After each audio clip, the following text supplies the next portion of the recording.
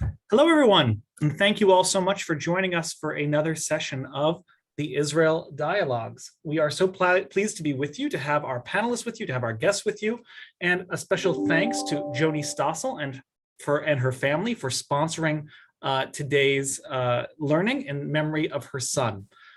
We thank you so much, Joni, for your kindness and for your generosity, for your thoughtfulness, and for making this program possible. For those of you who are interested in sponsoring a session of the Israel Dialogues, please be in touch with me, and it will be my absolute pleasure to make that happen so that we can continue to learn in the honor of you and in the honor of those you love. It is my pleasure now to pass things over to our host, David DeWitt. Thank you, Rabbi. Welcome, everyone. Before we turn to our subject for today and introduce our guests, just a brief comment on the recognition that today is Remembrance Day. And today is every 11th November. It is important for us to remember and to reflect on wars past and, unfortunately, on wars ongoing.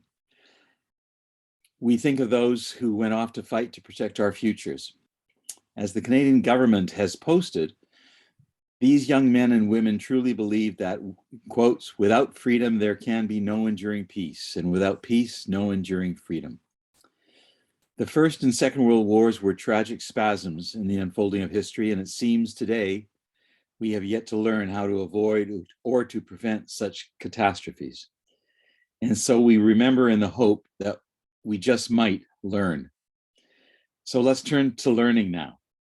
And it's a pleasure to introduce our guest, Eugene Finkel, who will lead a discussion on Israel and Russia's invasion of Ukraine, the ongoing war. Or is it a special operation? Eugene is the Kenneth H. Keller Associate Professor of International Affairs at Johns Hopkins University, and he currently is located in the Hopkins Bologna campus in Italy. He was born in Ukraine and grew up in Israel, and is the author of Ordinary Jews, Choice and Survival During the Holocaust, and co-author of Reform and Rebellion in Weak States. He's currently working with two colleagues on completing a book entitled Bread and Autocracy, Food, Politics, and Security in Putin's Russia. We invite the viewers to raise questions and comments. In fact, we encourage you to, through the Q&A function, which should be at the bottom of your screen. So let me now turn this over to Howard and to serve as chair and moderator of the session. Thanks, Howard. Thank you, David. We're going to begin with Eugene making some opening remarks, and then I'll ask him some questions, and then we'll open it to the others to introduce their questions. I mean, the occasion of this being Remembrance Day is important because just in the 9 months of the war in Ukraine, there's probably been 100,000 casualties on each side. The losses have been enormous relative to the time length of the war. And Israel's involvement is our question for today. And with that, Eugene, if you'd take it off and begin with some introductory remarks. Thank you, and thank you for having me. It's an honor. So before we start the discussion, I want to give some broad overview of where we stand with Israel and the war in Ukraine. So the Israeli position is this. Israel is full in on the diplomatic support for Ukraine. It voted against Russian invasion in the UN several times. There were strong statements of support for Ukraine from Prime Minister and likely soon to be former Prime Minister Lapid, from the Minister of Defense Benny Gantz, from some others. So publicly there is strong support for the Ukrainian side. In terms of practical support, there is humanitarian support that Israel gives to Ukraine, mostly when it comes to medicine and related support, some food donation, and receiving a number of Ukrainian refugees, both Jews and non-Jews, and I will be more than happy to talk during the Q&A about the debates around the refugees question and the restrictions that Israel puts on who can come into Israel and for how long and why. It is still a contentious process. Israel did not open its borders to Ukrainian refugees.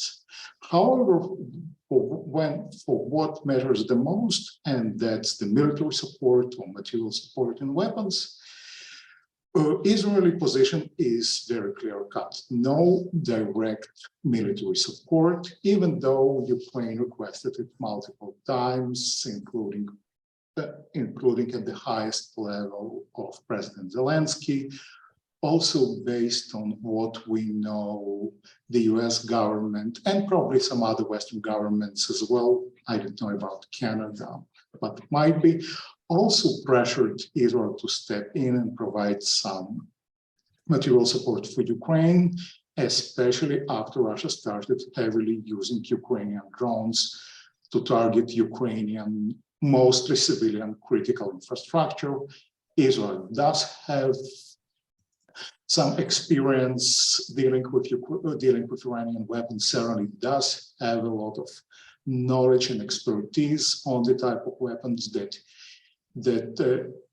Iranians produce and Russia now uses extensively. Israel refused. But that refusal needs to come with some caveats. First, recently, Israeli government announced that it will be willing to work with Ukraine on various civilian components of anti-missile defense, anti-drone defense, something along the lines of what exists in Israel to protect from missile attacks coming from Gaza, though without the final part of the Iron Dome or other interceptor systems. So all the other infrastructure that comes before shooting those drones or missiles down. And there also have been multiple, though unconfirmed, reports about covert Israeli support for Ukraine, especially when it comes to Iranian weapons that Russia uses. So there might be much more going on that we know about, though for now I'm taking these reports with a grain of salt.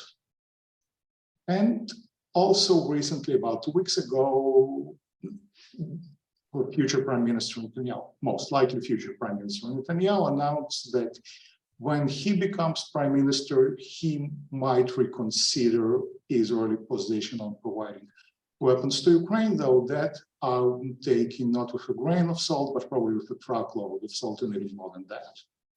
Now, what explained this Israeli position, Israeli refusal to help Ukraine with weapons while most other Western states do supply Ukraine with huge quantities of military material? Well, the key reason, or at least the reason that the Israeli government is using in various reports, so as a key justification, is the fear of Russian retaliation against Israel and Syria. Russia, after all, controls Syria. It has troops on the ground, it has anti-aircraft systems on the ground, so the Israeli government, or to be more precise, the IDF, or even to be even more precise, the Israeli Air Force fear that providing weapons to Ukraine will lead Russia to retaliate against Israel and Syria and will limit the IDF freedom of operation there. We don't know what exactly the worst case scenario is, but the fear is that it will make things more complicated, and the IDF prefers things to be not complicated for them. They want complete freedom of operation in Syria. The second reason is the fear of Russian retaliation against the Jewish community inside Russia. If you follow the news, earlier in the war, there have been threats by the Russian government to shut down the Jewish agency's operation in Russia and thus limit the Israeli ability to help Russian Jews, to allow them immigration or continue educational activities within Russia. And another reason that people usually do not talk about, but it's certainly very heavily in the background, is the perception that this war is not something that concerns Israel and Israel therefore should stay away from this conflict. It's not Israeli conflict and not something that Israel should get involved in. Now, my view is, and we can talk about why, all this view and whether I'm right or wrong, but my personal, very strong view that those arguments and perceptions are misguided on all levels: empirical, moral, strategic, political, you name it. Israel should care deeply about this conflict. Israel should do much more to support Ukraine, and Israel's fear about Russian retaliation are greatly exaggerated. And in the long run, Israel will pay a pretty serious price for staying on the sidelines. So current Israeli position, unless of course there is something deeper going on behind the scenes that we don't know about. But if indeed Israel does not actively support Ukraine, it will cause serious long-term damage to Israel. Now, why I hold those views? Why I believe that the Israeli government's view is deeply misguided? Well, first, I think that the fear of Russian retaliation is deeply exaggerated. Russia has neither the means nor the desire to retaliate against Israel. We see time and again that when Russian bluff is called, Russia backs down time after another. And the idea is that of all states, Russia right now will choose to get into a confrontation with Israel, a regional power and clear state with a large and very capacious military. In my view, it's simply preposterous. Russian troops in Syria are far away from their bases, they have limited supplies, and will not threaten Israeli freedom of action. I think even more importantly, Israeli government and the Israeli public more broadly simply do not understand how important this war is to the West and Israel's traditional or potential allies and NATO and the EU. They think that this war will be over and people will simply move on. They won't. Because this conflict is increasingly not just a conflict between Russia and Ukraine, but also a conflict between Russia and the West broadly defined. And it is certainly perceived as a conflict between Russia and the West by the Kremlin. So if you are a member of Team West, and Israel does position itself as a member of Team West, then what should act like it? As for the fears that Israeli support for Ukraine might harm Russian Jews, well, here this decision simply prioritizes Russian Jews who are not in danger over Ukrainian Jews who are. Because after all, Russian borders are open and Jews still can leave Russia if they want to. And if by November 2022, Jews in Russia are still there, they, in the vast majority of cases, know what they're doing and know what the risks are. It's their choice. So then, where does it leave us?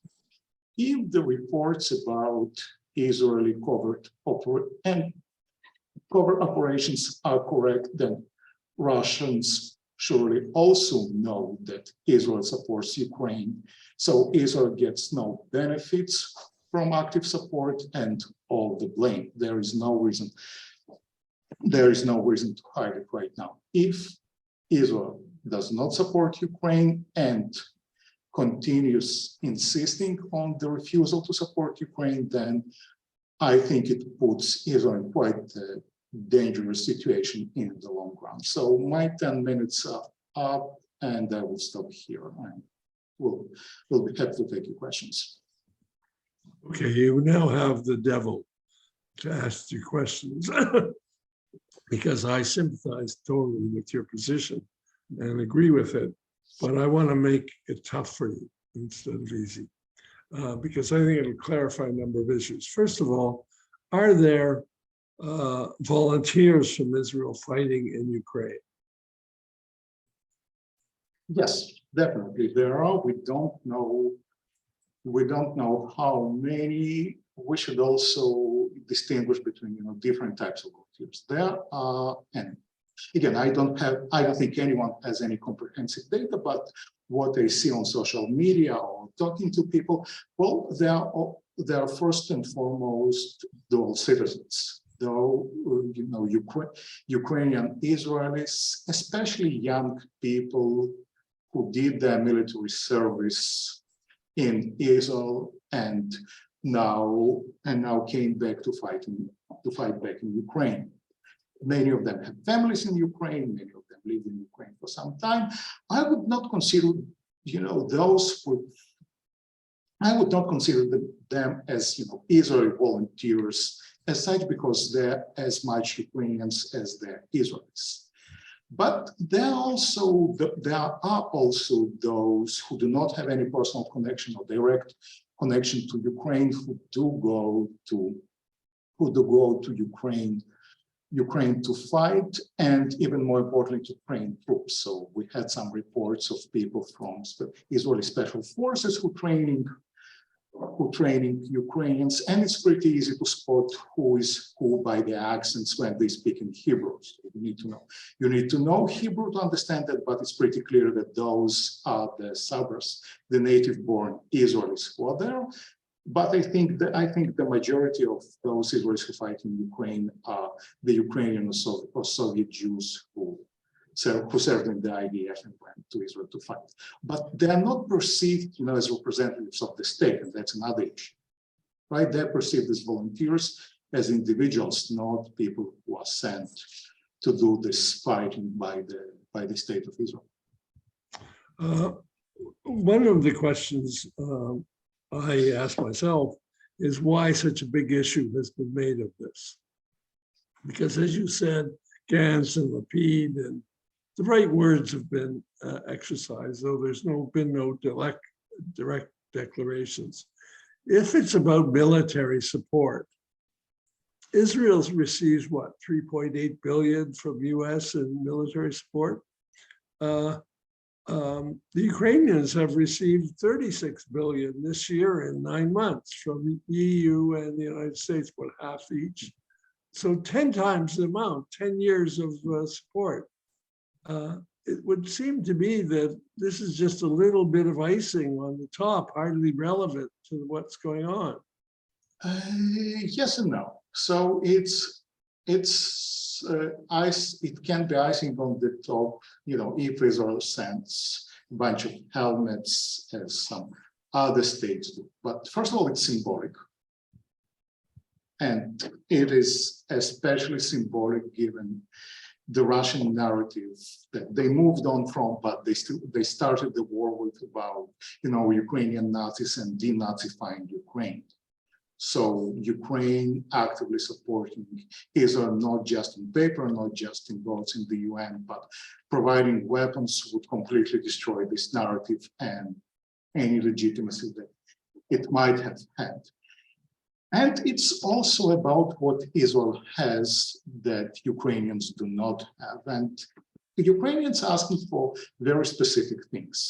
They're not asking for tanks, they're not asking for guns, they're asking for Israeli technology and especially and capability and knowledge in areas such as anti-missile defense, which is crucial for Ukraine because right now Russian strategy is targeting Ukrainian civilian critical infrastructure like power stations and such. So anti-missile defense, anti-aircraft defense, especially intelligence and electronic warfare. And that Israel has more than other states and also has more expertise, especially when it comes to Ukrainian weapons. So yes, Ukraine does receive a lot, but Israel has what other states, including the US, by the way, do not. Well, let me push you on that because as I understand it, the Americans and the Spanish are supplying Hawk missiles. The Germans are providing the Panzer system of defense. the Europeans are providing these high mobility artillery, anti-artillery and artillery systems. There's quite a bit without going to getting the Iron Dome as a whole. It may not be adequate, but it's because the front is quite extensive, and Israeli contribution will be relatively minor. So my suspicion is that the symbolic far outweighs the actual military. So yes and no. Definitely symbolic is important in terms of Spain and US providing the Hawk missiles. Since you mentioned the Hawks, don't even get me started. I did my military service in the IDF, and this system, I know what it's worth. And the truth is, in 2022, not much. And by the way, Israel has Hawk launchers and Hawk missiles and Hawk raiders in storage, in deep storage, not used for decades. How do I know? Because I put them in this storage, and I know where they are. And I promise you, they will never be used. So if you want, just send some symbolic spare parts, those Hawks are where. That's not what is going to close the Ukrainian skies.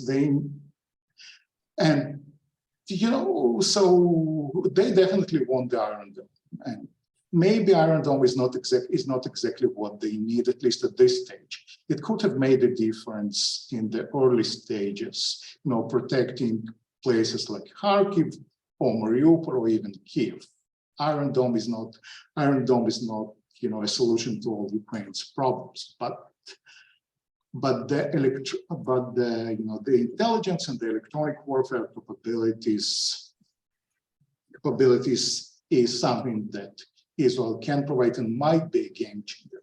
Also, psychologically, knowing that they have those Israeli wonder weapons or whatever they are does have impact. So I'm not disagreeing with you. There is definitely a lot going on about the symbolic meaning of Israeli support, but in practical terms, Israeli support would also be important.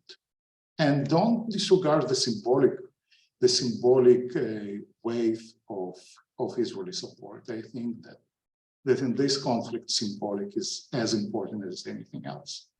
Well, let me pick up on that last one. Is there a debate in Israel over the narrative? I mean, the narrative that I do is that Putin started the war on February 24th and invaded, etc., with the intent of conquering Ukraine and absorbing into Russia. That's my narrative that I buy into. But I also read the critical narrative that says, Zelensky really started the war by starting to really try to recapture the eastern provinces and increase the military activity there, and so it's all Zelensky's fault. How can you comment on to what extent there's a difference in Israel over the narrative interpretation of the war? I wish there was a debate in Israel and all those views that you suggested, but this debate is limited to a very small groups of mostly English-speaking analysts and journalists. When you read the Hebrew language media, not the not Jerusalem Post or the English edition of Haaretz, but what a typical Israeli consumes, or the debates and the discussion that they have, it's not on the agenda at all. Obviously, you can understand it. It's a small country obsessed with its own problems, such as the fifth election in several years, or the recent wave of Palestinian violence, or economy, you name it. The point is, it's just not on the agenda. And I struggled as much as I could to bring it on the agenda. I knocked on every door possible. Nobody is interested. So it's not that there is a debate. They simply don't care. What about your explanation about Syria and the Russian involvement in Syria and the fear of Russian involvement limiting Israeli actions there. Aren't there additional reasons both for Israelis to be involved in the war or not involved in the war? Say for being involved in the war, the fact is there's a Russian-Iranian alliance and Iran is an enemy. And why aren't they fighting their enemy who are using drones? Secondly, the Azerbaijan as an ally of Israel, and Azerbaijan are at odds with Russia and with Iran. So why aren't they backing their allies, de facto allies, not de jure allies? So I think it is still by and large about Syria and about a critical failure of civil-military relations in Israel when the civilian leadership simply abdicated all decision-making and allowed the military and especially the Air Force dictate this policy. And those are the debates that I see, because the military does not want any complications. And I can understand that. You know, that's their job. Their job is not to think about, you know, geopolitical strategy and the broader political implications. Those are the decisions that need to be made by civilian leaders, by the Prime Minister and the Minister of Foreign Affairs. But my understanding from talking to people that they simply follow the IDF lead, and that's also the impression that comes from people who were until recently within the system, like such as former Chief of General Staff Gary Eisenkot, talking about how it's the Air Force that is pushing mainly for that, because their priority is not to make their life more complicated in Syria, and some other people with pretty deep understanding of the Israeli military that is pushing this narrative. If not that, then I, like you, simply cannot understand what can explain it other than deep provincialism and just pretending that this conflict does not concern Israel at all. At least that's the only reasonable explanation that I can see. Again, I disagree with it, but I can understand the logic. If it's not that, then it's even worse than what we think. I want to pick up another point that you made about humanitarian aid. Not so much the refugees, which is one of my specialties. I don't want to pursue that. We'll ask others to do that. But humanitarian aid in general. And some is coming from Israel, clearly, but also from diaspora. But I don't sense it coming from Canada. It may, but I don't hear about it. In the United States, I hear about it. I think they've given almost 80 million so far from the Jewish diaspora community, largely from Chabad, in terms of generators and wood and winter clothing, etc. What do you think the role of the diaspora Jews are in this kind of conflict? So you're talking about Jews in Israel or civil society in Israel or worldwide? The worldwide diaspora, not Israel. Right. So I think and to be absolutely transparent, it's not, you know, my area of expertise, but from what I see, it's also heavily varies by state and quite aligns quite well with the general attitude. So we see indeed quite a lot coming out of the US and various Jewish organizations in the US or the UK. Again, I just don't know much about Canada, so I can't comment. I just don't know. I don't see much about Jewish organizations in Germany, for instance, sending humanitarian help to Ukraine. There is a lot of support for refugees within Germany, those who come from Ukraine, especially Jewish refugees. But in terms of sending help, I don't hear that much. So that's pretty much what I can say. But again, it's not my topic, unfortunately. immediately. So whatever I say will be, take it with a grain of salt. Okay, I have a couple more questions on ideology, and then we'll turn it over to my colleagues. And I haven't read any things on this, and I'm sure you might have, because there's certain kinds of ideological conflicts here and parallels that I don't know whether Israel is afraid of the parallels or they support them or etc. One is the sacrosanct borders, the theory of sacrosanct borders, and how it affects what they do in Ukraine versus what they do in the West Bank. There's the one you mentioned, the Western democratic order that Israel presumably belongs to and should be supporting. But the last election indicated there's a few Israelis who don't support the democratic order. There is a number of other contradictions which I can't get through. One, for example, Zionism. Zionism is for them to move to Israel, Jews to move to Israel, and yet by reinforcing Ukrainians and getting them to stay there and supporting them, they're going against an older principle of Zionism. I don't think it's a contemporary one. So there are a number of contradictions which I haven't been able to clarify. I wonder if you could help me with that. Right. So I don't think Israelis are concerned about those contradictions whatsoever. I have not seen, any serious discussion, about how this war might affect the conflict between Israel and the Palestinians or other Arab states beyond the very tactical military component of it. But, the more general component is just to have those discussions. This war needs to be on the radar, on the agenda of the public in Israel, and it simply isn't. I think that, the Israeli government pretty much gave up on the idea that all Jews should move to Israel.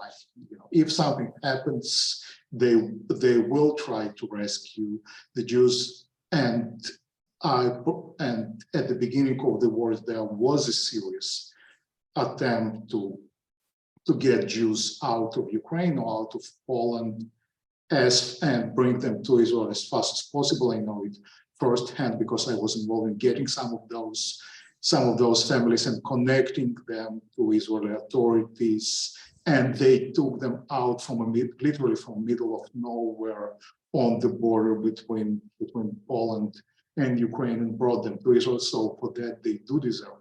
Israel does deserve the credit, but it's more an operational issue rather than a strategic political concern. But other than that, it's not that Israel cares, and that's my biggest beef with this approach. I can understand conscious decision to do X, Y, or Z after a debate, after a serious debate. It's just not there. It's as if the largest war in Europe simply does not concern Israel. Okay, I'd like to bring my colleagues in to ask some questions, and start with John. Thanks, Howard, and thanks, Eugene. Thanks for that. That was pretty comprehensive. In some ways, it doesn't leave a lot of room for questions, but I have a couple. The first one is, you mentioned that Israel could pay a price. And I just wonder about that. Israel doesn't pay a price for its treatment of the Palestinians. It doesn't pay a price. We'll see whether it's going to pay a price for having Ben Gvir and Smotrich in its government. What kind of price do you really think it's going to pay, and who's going to demand this price? I'll just say one other thing. I agree 100% with your position. And when I was serving in Israel, Israelis talked about wanting to be a part of NATO. They wanted to be a part of the EU. They thought they were the Western democracy. They really seriously argued that they wanted to be a part of NATO, and have always maneuvered in that regard. Clearly, if they were a part of NATO and if they were part of the EU, their reluctance to get involved would be very different. But somehow, as they're not, they rely on self-interest to keep out. So who's gonna demand a price? So who is going to demand the price? Well, those members of NATO and the EU who are now heavily supporting Ukraine and see it as their fight. So the Baltic states, Poland, Slovakia, Czechia, to a lesser extent, Finland. Those countries that were traditionally quite friendly to Israel and quite supportive of Israel, also often right-wing in their politics and not inclined, to exact any price on Israel for their treatment of the Palestinians. But for them, not just the government, but also for the public opinion in those states, there is a clear sense of betrayal and you need to read those discussions. You need to talk to people to understand how visceral this sense of betrayal is. And after all, Israel does need those voices within the EU and within NATO. It could count on them almost automatically. Now it can't. Also, remember, Ukraine is now an EU member state. We don't know when it will get into the EU, but presumably at some point it will happen. And the Israelis will, of course, remember. So for now, it seems that the only EU and NATO member state who is happy with Israel is Hungary. For how long Israel can count on Orban. Other than that, those are the people, and those are the states that Israel will damage their relations with quite substantially. Thank you. I have another question, but I'll come back. I'll let David jump in, and then if I could ask one more question, Howard. Why don't you follow up now, Jim? Okay, I would have thought that Iran's entry into the affair might have changed the equation in Israel. You would have thought. Now, I can understand, then the argument comes up, oh, they don't want to use the Iron Dome because the Iranians will get the technology and then there'll be a problem. I mean, so that's one counter argument. But the fact that Israel's arch enemy is now in there supporting Russia against Ukraine, you would have thought that that would at least have engendered a debate, another debate about whether or not Israel should be there, and yet it changed the equation a little bit. There was a bit of a conversation, but then it seemed to have died out. Right, and if you look at the periods or the spikes in demands for requests for Israeli weapons, there are two periods. First is at the very beginning of the war, and then it died down, and the other one recently, when Russia started using Iranian drones, that led to a new wave of requests, including direct requests from the top of the Ukrainian government, and also, by the way, involvement from the Biden administration, which, based on what we know, also started pressuring Israel. And it did change some perceptions in Israel. You're right, there was a beginning of the debate with one member of the Israeli government, Nachman Shai, saying publicly that it is a game changer and Israel now needs to get involved.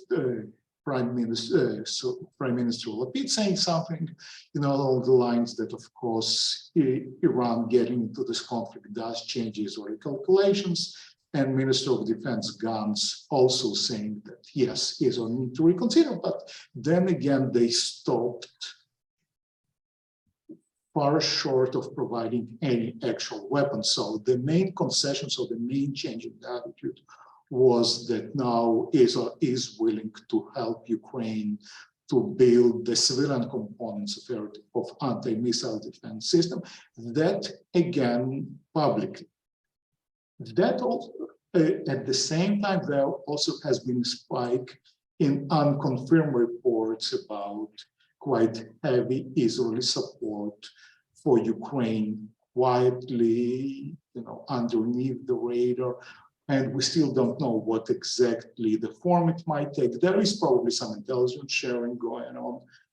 Based on what we know, other than that, there were some reports about Israelis destroying a drone assembly, an Iranian drone assembly factory in Syria and assassinating some people. So the stuff that Israel does the best, but also behind the surface. So maybe if something did change, but if it did, it certainly did not change things publicly. Thank you. David? Right, thank you. Eugene, thank you. This has really been, as John said, it's been comprehensive and detailed, and it's an important time in our history, I think. I have a few quite different things just to move around between international and domestic. Let me just continue on with the domestic issues. To the extent to which Israel seemed so reticent from the early days, to what extent was that very much domestic politics? Was that basically Bennett, Lapid, and coalition saying this is not something we can win on? It's not going to increase our support. There's nothing to be gained. And there are divisions between our Israeli citizens who come to us from Russia versus our Israeli citizens who come to us from Ukraine. And we're just going to take the road that says, as you had mentioned, it's not our war because there's no domestic gain. Right, so there is definitely not much domestic gain to be had from helping Ukraine, at least now, and at least without having any serious, if not concessions, but something to be gained, especially from the US in exchange for this help. And I think this conversation could have been had, and Israel could extract at least something from the US in exchange for more support. I don't think that the Israeli public, though, is divided, at least not along the lines that you described. I mean, the vast majority of Israeli side that do not care or pro-Ukraine, there are very few Putin supporters among Israelis. Probably the largest group of Russia supporters are the members of the Palestinian Israeli minority who are traditionally and the members of and supporters of the Ba'ath Party, who is traditionally pro-Assad. So, and actually when Zelensky addressed on Zoom the Israeli parliament, the only people who boycotted the speech were members of the Communist Party, not the mainstream Zionist and Jewish parties. Remember also that being from Russia does not mean being pro-Russia, and most Israeli Jews who are from Russia are not pro-Putin by any stretch of the imagination. And in any way, the number of immigrants or Jews from Ukraine is much larger than those from Russia. So it's not really a cleavage here domestically.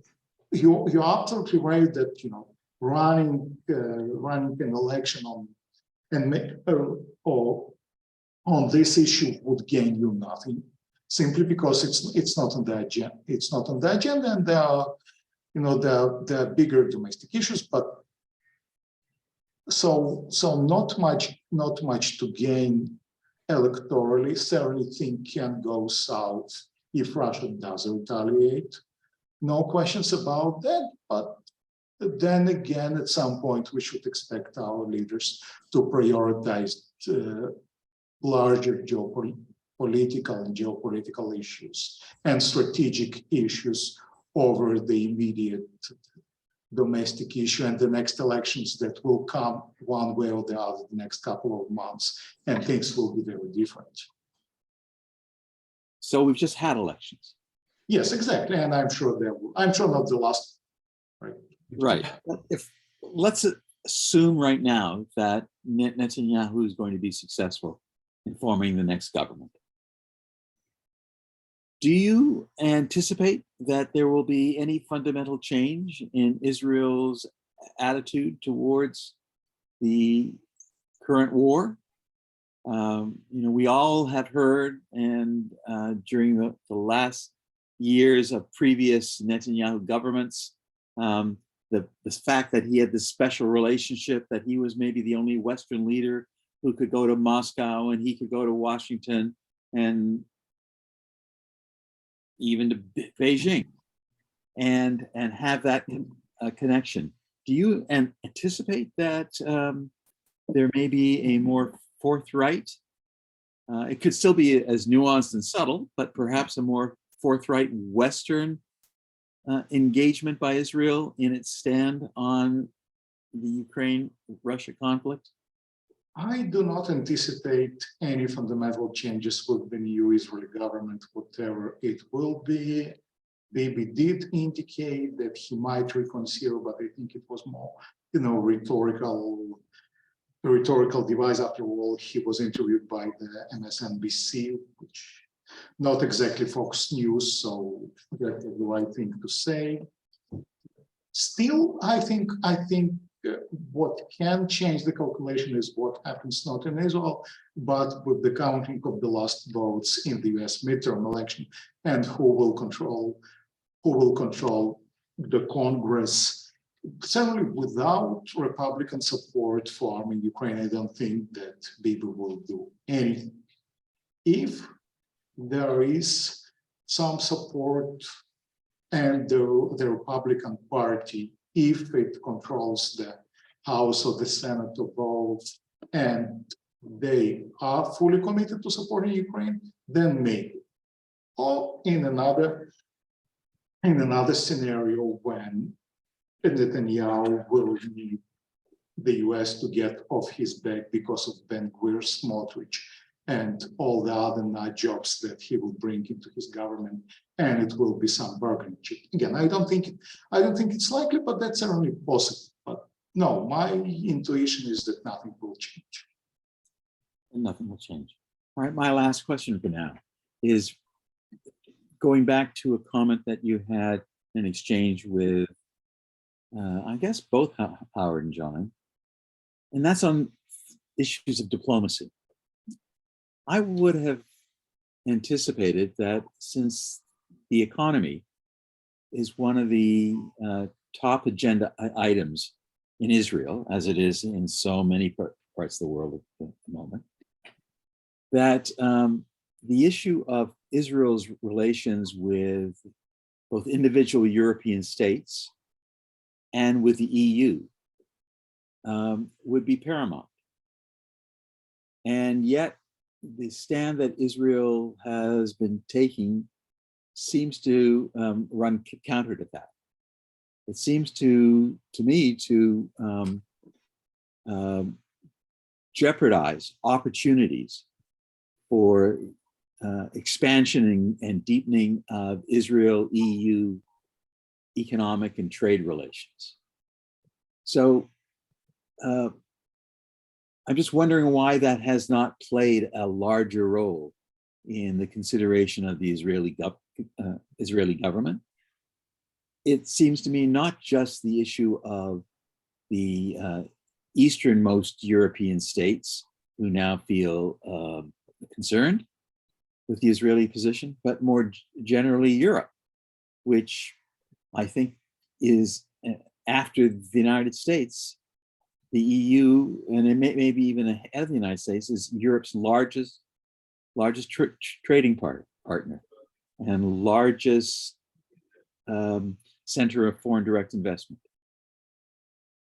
Right, I fully agree with you. They do not. And the key reason for why Israel does not, actually two reasons. First, it's just strategic short-sightedness. And second is prioritizing security as understood by the military over everything else. There is simply no people in, at least from what I see, in the US government who can think several steps ahead and do this balance sheet of what to expect, especially when the military comes in and says, we need X, Y, or Z. And you're absolutely right, there are many opportunities for expansion and broader cooperation right now, not just with the easternmost or northeastern members of the EU, but remember, when the war is over, there will be massive reconstruction of Ukraine with a lot of money and a lot of opportunities in there, and the Israeli stance right now does not help it reach out to those markets or those opportunities when they will open up. And again, I talk to members of the Israeli business community. I try to, I'm shouting from all the rooftops. Then they get it. The business people do get it. I don't think there is anyone in the government who does, precisely because security concerns in the immediate neighborhood takes priority over everything else. Also because the time horizons of any Israeli government are inherently limited because next election is just around the corner. And because unfortunately there is very little expertise on Europe, both West and East, in the Israeli government and the Ministry of Foreign Affairs. They are much more comfortable talking about the US. They know the US much more than any other part of the world, maybe parts of Western Europe, like France, Germany, or the UK, but east of that, it's a black hole when it comes to Israeli expertise. That's Mark, you have a question? Mark, yeah. Thank you. Thank you very much, Eugene. That was, as my colleagues have said, very interesting, actually a very important discussion in terms of Israel's position in the geopolitical world right now. I'm sorry, I'm going to have to leave at 1 o'clock, but I did want to get a question in.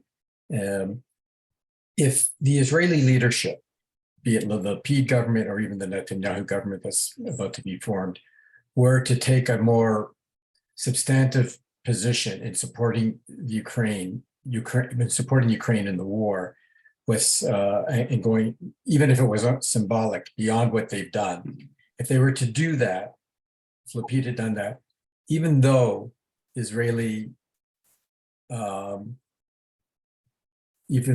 society, the electorate, is not really that interested, would it have hurt their standing with the Israeli population to have taken a more positive stand? Or would the people of Israel just said, okay, our government's doing what they think is right and we'll go along with it? I think that alone would not have had that much of a difference. I mean, there would have been some concerns about Russia possibly retaliating, but without any actual retaliation, which I think is highly unlikely, I think it, any discussion or any war would have just died, come down very fast. If this support could be paired with something that Israel gets from the EU or the US, then I think all those concerns would have been solved immediately. After all, everyone in Israel knows that the IDF can do in Syria whatever they want, and the Russian troops, they are not really a match to the Israeli Air Force. It's inconvenient, yes, and things can go south. So, but generally, it's not that. I don't think that would have been that much of a concern. The government certainly could have said that, our alliance with the US or our support for the EU requires that everyone does it. See, what the US does, Canada does, Germany does, the UK do. We are part of the team. We're doing it for the team. I think, and I'm pretty sure that the Israeli population would have understood this kind of logic. Not just, moral support for Ukraine, fighting for independence, but, that's what Western states do. We're Western states, so it's also our obligation. I think that would have been perfectly understood by the Israeli population. So if I may, was that a reflection on the quality of the political leadership that Israel has and will be having? Oh, definitely, no questions about that.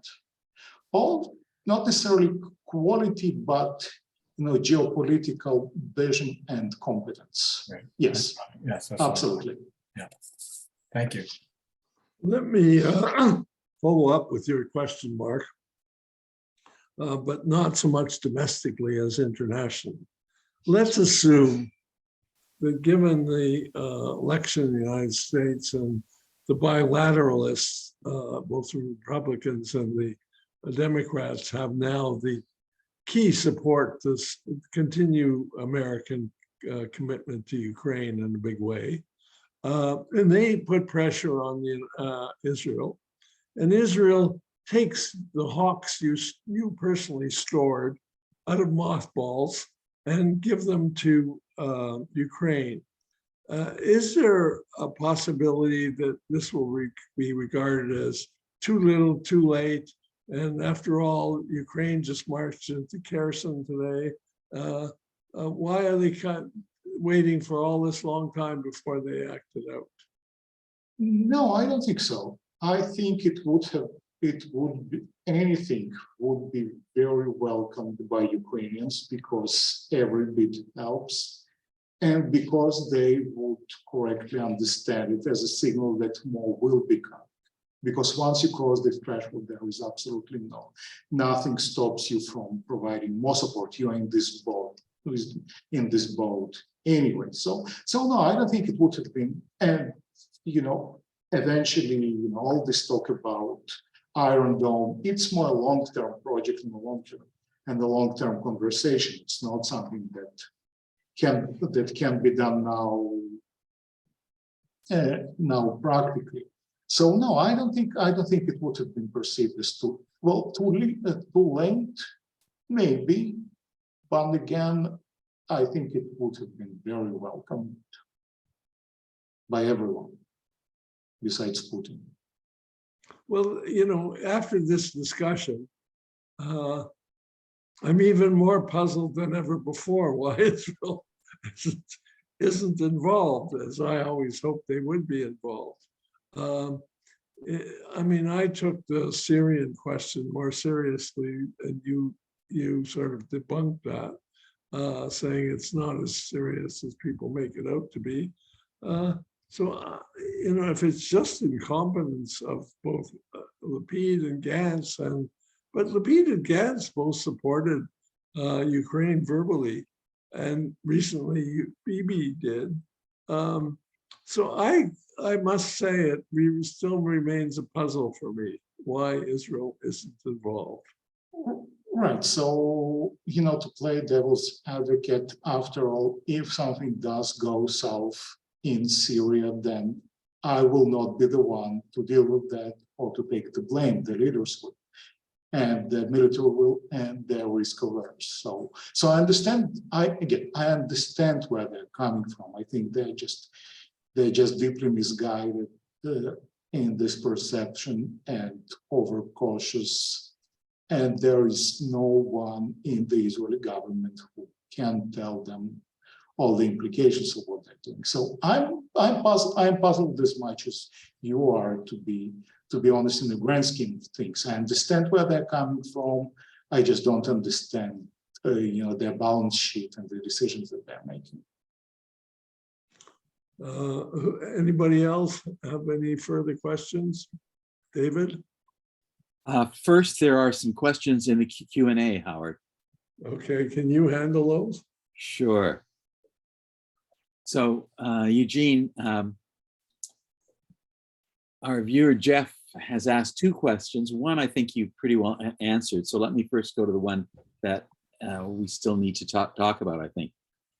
And he asked, as Russia continues to weaken politically, economically, and militarily, are you expecting some of the constituent parts of the Federation to take advantage and fight for independence? In the short term, no. In the longer term, I think that it is a possibility. Now, it does seem, again, it doesn't concern Israel or the discussion about Israel, but moving to Russia more broadly, it seems far-fetched right now, but again, the collapse of the Soviet Union or Yugoslavia or Czechoslovakia seemed far-fetched to imagine almost until it did happen. So I think that we're not there yet, but if Russia does keep weakening, then some, especially in the North Caucasus, might take advantage of this opportunity. Probably not in the next couple of months, but next year, if the trend continues, yeah, I wouldn't put my money on that, but I wouldn't be surprised if it does. Well, let me take that further and beyond what our audience member asks and move into the issue, for instance, Azerbaijan and Georgia as examples. Now, Howard has written a little bit on this and others have looked at it. And there's been recently a series of articles, whether in the New York Times and elsewhere, about what's going on in Georgia now, in the Azerbaijan situation. Do you see that as something that might, in fact,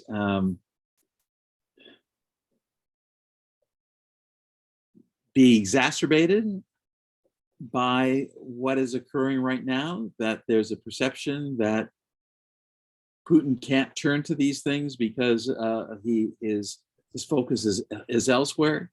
Or on the other hand, that whether it's the Wagner group or others will take advantage of this and act in a more aggressive fashion?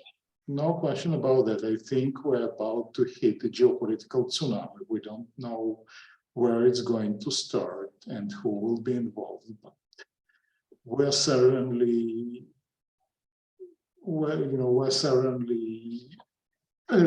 to encounter quite a few interesting years if the trend continues. So definitely in the Caucasus with Azerbaijan, that does sense an opportunity to finish the war once and for all. Also with Armenia, that discovered that the Russian support is worthless. Central Asia, Georgia, who knows how they will behave, and even broader afield, China, Taiwan. So I think that what Putin started in on February 24th, will resonate globally. How exactly? I mean, I don't know. I don't think anyone knows. Yeah, it will be a couple of very unstable years.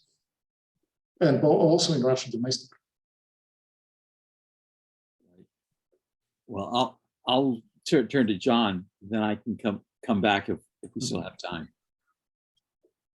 Thanks. So now we've moved on a little bit from Israel. I just want to get your take on Russia, Ukraine right now, to the extent that, I mean, you're obviously following it.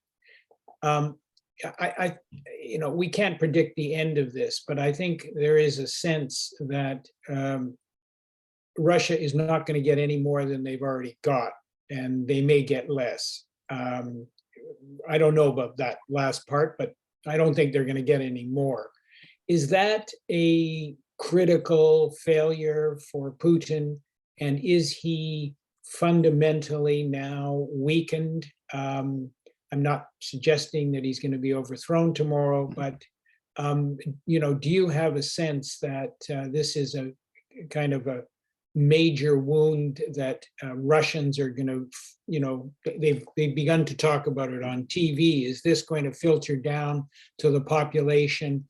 And is he ultimately going to be a weakened leader there. Right. So here I absolutely agree with you that Russia is not going to take any more territory, and I'm pretty confident that they're going to be left with substantially less than what they have now, and we see it on a daily basis. Probably, probably after we finish this discussion, they will have less than what they had when we started it. What the effects of it externally? Absolutely, yes. No questions about that. All those, hopes about restoring the Soviet Union or building a multipolar world or Russia becoming a major global power, I think those are out of the window. Domestically, that's a different story. And again, so predicting what will happen is, how do we say in Hebrew, prophecy is given to the children and the stupid. I'm not a child, and whether I'm stupid, it's not for me to decide. So I'm not going to predict anything, but what history does teach us, though, that losing a war is not a mortal wound for Russian leader historically. It will obviously weaken him, but in terms of overthrowing the regime, I just don't see it happening anytime soon, simply because there is no one who can make it happen. So yeah, it's pretty clear that they have lost this war already. They lost this war sometime in marriage. They just didn't realize that. And the question is how this war is going to end, and the government and Putin will be much weaker moving forward, but probably not weak enough to lose control, because there is no one to stop him or to overthrow him among the elites. No, not the economic elites, not the political elites, certainly not the military elites. Civil military relations in Russia are pretty solid, and there is very historically, since Soviet times, very tight civilian control over the military. Remember, they're also those who just lost this war, so they don't have any legitimacy. Some more radical groups within the security services, possibly, but I wouldn't count on that. And it takes quite a lot to get Russians to get mobilized from below. So I don't expect that to happen anytime soon, especially in large cities such as Moscow, which ultimately matter the most, and those are quite shielded from the effects of the war. So will it bring Putin down? No. If I were to put my money on something, then probably not. Destroying Russian weapons exports or international standing, no questions about that. It will be a very good time for China, because they can get out of Russia whatever they want, and probably also Iran. And we don't know, what they were promised in exchange for those drones and missiles. Thank you. Thank you very much. Back to David. Yes, we've got a new question from a member of the audience. What is your thought about widening the war if Israel gets involved? What do you think about the nuclear option? With regards to, I don't think that that Israel getting involved will somehow lead to widening the war one way or the other. I don't think that. The last thing that the Russians need is a war against Israel. Remember, they can't win a war against Ukraine, and which is a much weaker military with substantially less capabilities than Israel. So I don't think that having Israel involved or not involved will affect the war one way or the other. In terms of the nuclear option, again, there was quite a lot of talk about Putin using nuclear weapons here and there, and in this juncture or that juncture. It hasn't happened now. They still threaten to nuke everyone into oblivion, but that's more scary. Probably that's more requires of diplomacy tactics. They just lost the only major city that they occupied in Ukraine, and without much reaction. Remember, it's also this Kherson is now also part of Russia.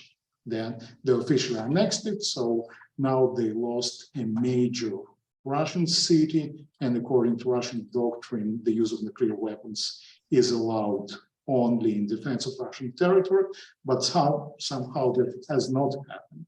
So I would be, can they use it? Of course, nobody knows what they might decide, but still I think the fears of nuclear war are highly exaggerated. Okay, it's just shifting to another area which you touched upon much earlier from Frida, who he asks about Israeli activity in the Ukraine. And let me try and interpret this a little bit.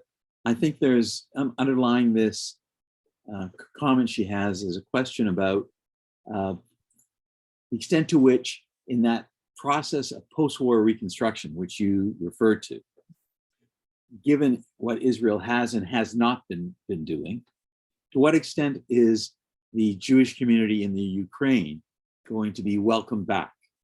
To what extent will Israel-Ukraine relations allow a further blossoming and developing of the Jewish community in Ukraine? Right, so I don't really know what welcome back means, because they have never left. And there's still Jewish community in Ukraine. Ukraine has a Jewish president.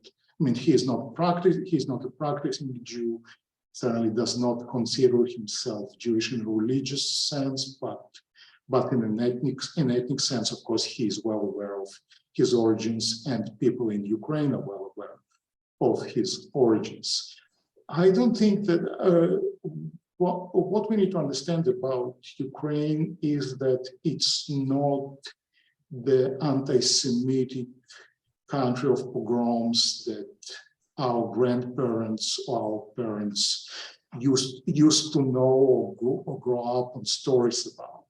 It's a much more tolerant society than people realized, and the evidence is that they elected a Jewish president. So I don't think there is any danger for Jews in Ukraine. In fact, the Jewish Ukrainian community is very heavily involved in politics and in defense and in support of Ukraine. People know to distinguish between Jews and Jewish communities and the state of Israel and their policy. So I don't think it's a concern one way or in any shape or form. John? Thanks, David.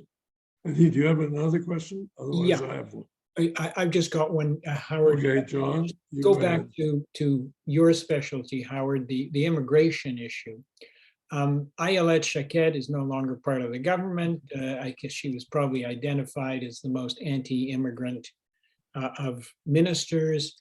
But can you explain a little bit about what happened? I mean, our understanding is that initially Israel said, we only want Jewish Ukrainians. Then there was pushback, embarrassment, and they agreed to take in non-Jewish Ukrainians.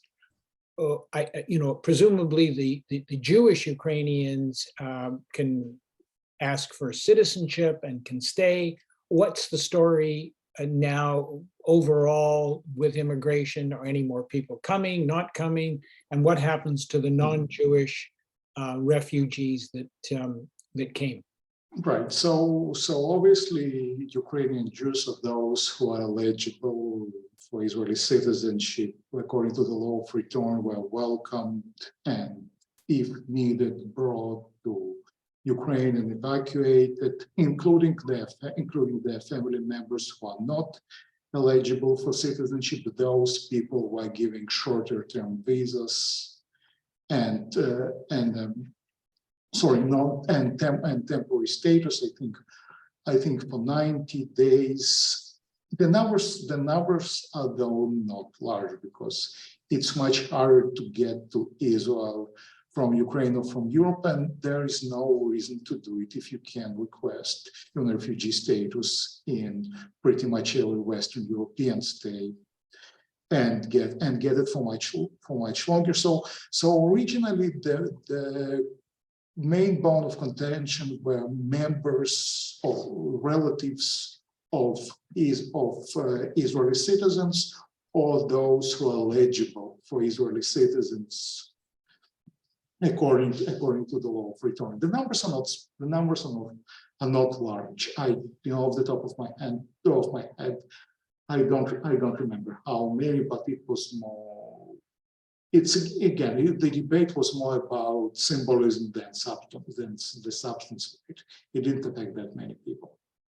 I think Howard, somewhere between 20 and 40,000, or is it 40 very high? It's more closer to 20, or? But I think it includes those who are eligible for Aliyah. Right.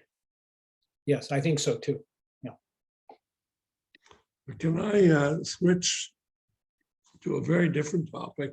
Sanctions. We know that Russia lost about half its reserves, half of its 300 billion reserves as a result of sanctions, but in a lot of ways got away in the short term because the price of oil and other, and fertilizer and other things like that. But it's expected that Russia will suffer next year from it in a more significant way. And the suffering that they've endured through the supply chains will be really exacerbated by next year. So that's one framework for the effect of sanctions, which I'd like to talk about, and its effect on stopping the war. The second is, one of the byproducts of sanctions is the troubles brought to places like Somalia and starvation, Sri Lanka, etc. We can go around the world. The suffering has gone on much worse in countries that haven't been involved in the war in any sense at all, and yet they were casualties of the war.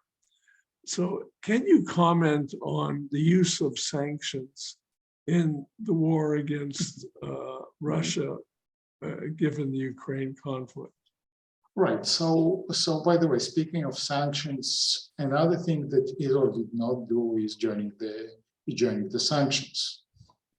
Israel declared that it will not be a channel for secondary imports. In other words, sanctioned products will not get to Russia through Israel, but Israel did not join the general sanctions, and planes still fly from Russia to Israel, presumably to allow people to immigrate, but how many of them do that? It's another story. So that's as a side note. That's something that another thing that Israel did not do. On the use of sanctions, more generally, and most of the effects of sanctions that we see on third world countries are related to food. And it's less, especially in places like Somalia. And it's less about the sanctions, it's about Russia's use of food exports as a weapon of war. They deliberately decided to blockade Ukrainian ports and destroyed Ukrainian grain storage facilities. That one of the things that I actually work on, so I know quite a few things about. And that was a conscious decision to threaten global famine as to shorten the war. It hasn't worked that much because very few countries completely depend on Ukrainian grain. Some do, such as Lebanon, and that is a huge worry in Israel, for instance, because Lebanon gets about 60% of its grain from Ukraine. But most countries are less affected. Russia is not such a huge market and is not such an important participant in the global supply chains to affect to affect global economy outside those key commodities such as oil, gas, and food. In terms of whether sanctions working or not, it's a good question.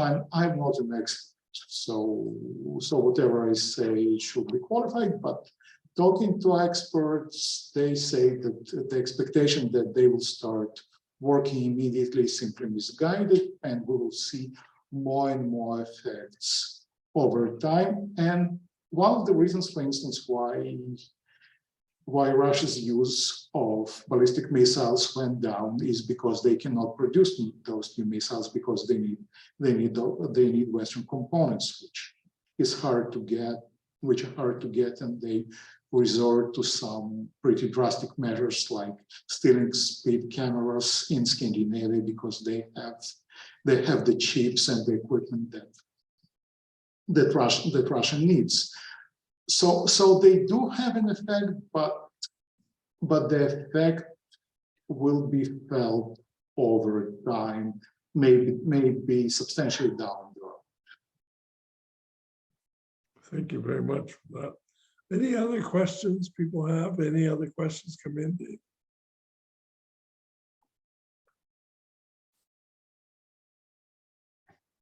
David, are there any other questions on Q&A? Sorry, Oh, there aren't. no, there aren't. I guess I wish I knew an effective way of phrasing this. And John may have further thoughts, but I just keep being struck by what seems to be Israel's diplomatic ineptitude.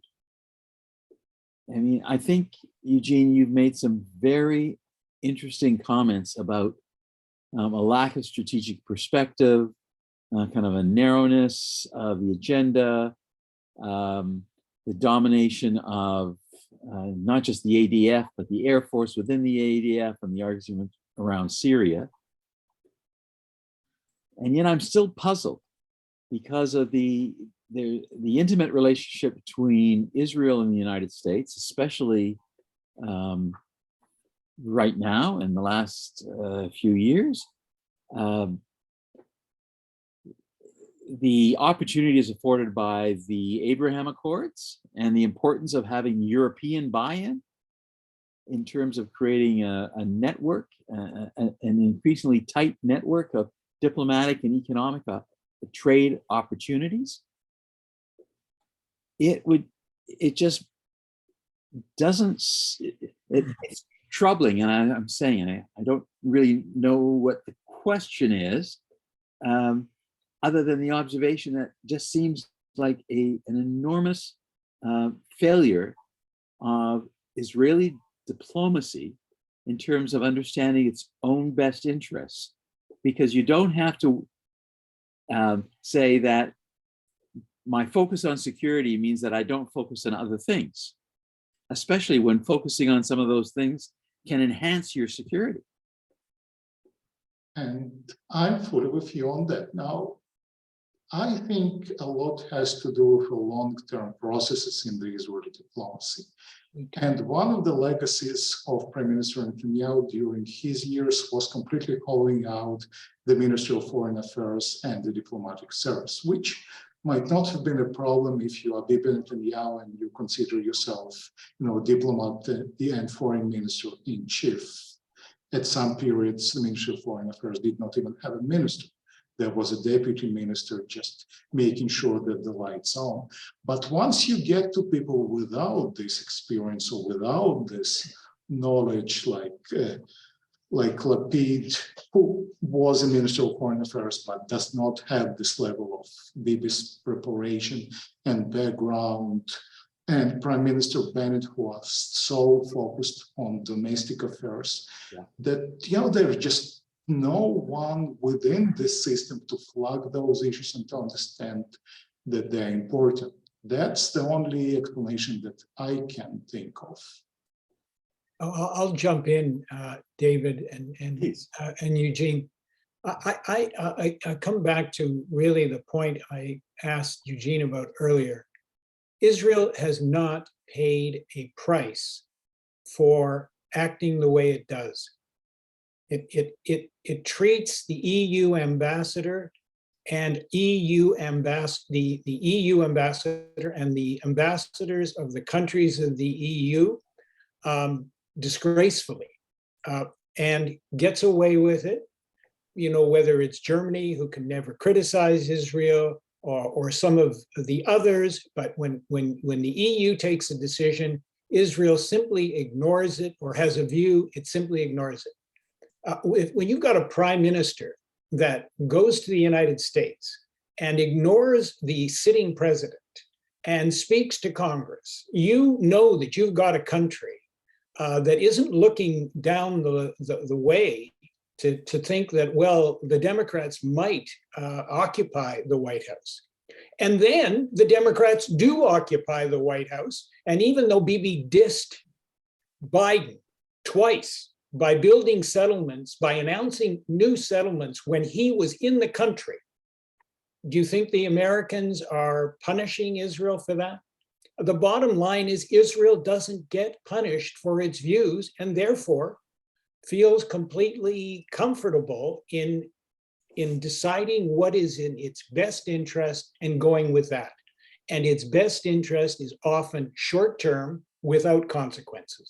And so that's where you're at. They don't, if you don't get punished for doing what you do, then why should you worry about it? And frankly, we can talk about strategic and we can talk about geopolitical, but Israel takes care of itself. It's a country that has been so under threat for so long that its view of the world is its view of the diaspora Jews. Forget about them. We don't care what they say. They don't live here. And the rest of the world doesn't know what Israel faces. So, they basically go their own way. And as I said 3 times, they don't pay a price. So why wouldn't you?